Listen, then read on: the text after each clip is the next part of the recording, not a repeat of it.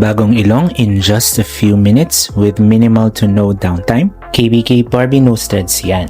Hi guys! Kasama ko today si Ma'am Belle, yung favorite staff nyo from Mandaluyong. Pa-project natin siya today. Wala na siyang sweldo till December kasi gagawin natin yung ilong. Okay? Magpapasok tayo ng thread dito para ma-enhance lalo yung features niya. Ready ka na, Ma'am Belle? Today, the KBK Barbie Nose Threads. So, anesthesia first. After nito, wala ka na mafe-feel.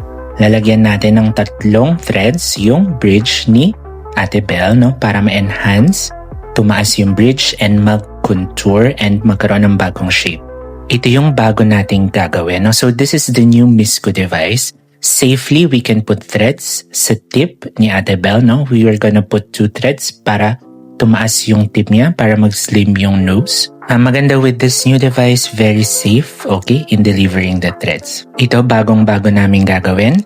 Lalamanan din namin ng thread yung nasal rim ni Ate Belle para magkaroon ng Barbie-like appearance. Bali, 4 yung lalagyan natin ng threads, bridge, tip, and both alar rim. No? So, ang ganda ng result niyan. Bihira gumagawa ng threads sa alar rim. Ito yung photo ni Ate Belle right before the procedure. Medyo malapad yung nose, kulang sa contour. Right after the procedure, makikita natin yung bridge tumaas, nagkaroon ng mas magandang shape yung nose ni Ate Belle.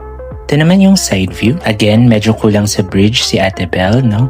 Ito na yung result right after. Nag-iba talaga yung shape, no? Ang ganda because of the threads sa alar rim as well. Other side of the nose. Dito pinakakita yung result. Tignan nyo. Lumabas yung tip ni Ate Belle na naging Barbie.